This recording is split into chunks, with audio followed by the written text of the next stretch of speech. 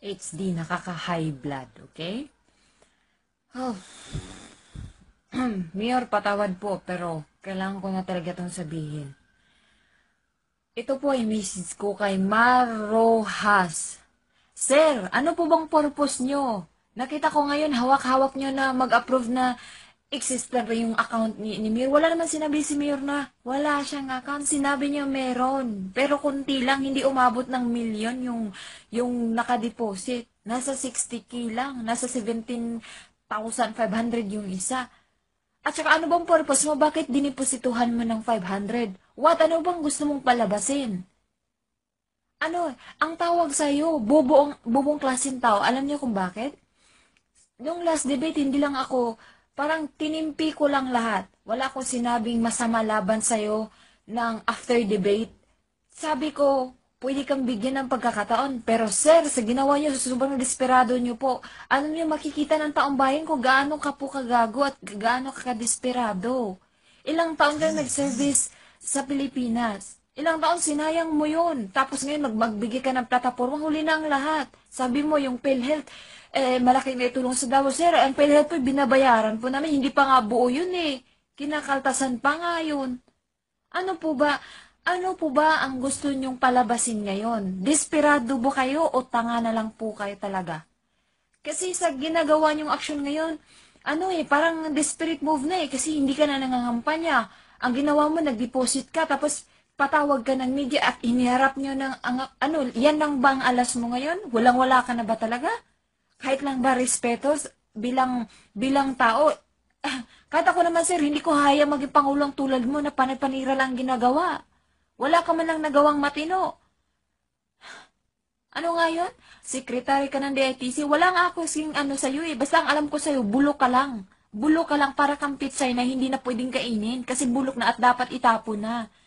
Alam mo, hindi mo maitanong sa taong bayan kung bakit ka binabastos dahil nagpapakita ka ng desperate move mo. Kita mo, kumakain ka sa baso, uminom ka ng tubig sa plato, ano yun? Tapos pupunta ka ng palengke, magpasan ng onions, tapos nag-traffic enforcer ka, sir. Diyos ko po, Mariano Garapon, hindi sa, kung ikinasasaya mo, sir, bakit ngayon mo pa ginawa yan na palapit yung eleksyon? Sana ginawa mo yan dati pa, naglingkod ka ng totoo sa bayan. Hindi yung ganyan. Hindi mo nga nalutas yung ilang taon mong pag nagiging sekretary kang DITC. Ano ngayon? Tapos magiging pangulo ka. Hindi ka ba nahiya? Alam mo, sir, mas pipiliin kong hindi buboto kung ako tapos na kasi akong bumoto at I tell you frankly, binoto ko si Duterte. Alam mo kung bakit? Kahit anong panira mo kay Mayor, yun ang nakikita ko eh. Si Mayor ang taong dapat maglingkod sa bayan dahil siya yung nakikita kong kailanman hindi kurap. Kailanman totoong naglingkod sa bayan at may malasakit. Sir, alam niyo po, nakakawalang galang kayo. Sobra po kayo. Kasi lahat ng ginagawa ninyo, hindi na matik ng taong bayan yung panira ninyo. Kasangga mo pa yung defense na page. Ginamit yung government properties para mangampanya. Kinasangga mo si Trillanes.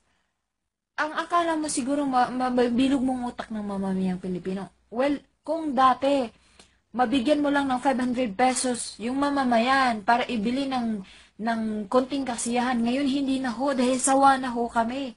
Lahat kami, mga Bisayang tao, sawa na ho kami sa mga panglalait ng iba. Sawa na kami sa mga ginagawa ninyo. Wala namang pong kaunlaran. Yung krimen, droga lalong tumaas. Ano po, may ginagawa po ba kayo? Wala. Yung Pangulo, kung hindi, magpapadala na lang kayo ng sabihin nyo na condolence sa pamilya ng ginilitan ng leeg. Sir, September pa po yun ah. September pa yung kinidnap, yung Canadian. Ngayon lang ho kayo mag-attempt na mag-apology kasi busy kayo. Dahil ayaw nyo na masapawan at ayaw nyong maagaw yung kapangyarihan sa inyo dahil dyan nyo kayo ikakasaya. Ano? Ang Pilipinas ba payamanan lang? Paano kami mahihirap? Pag-isip naman po kayo, kaya tayong botante, tayo ang voice out ni Mayor.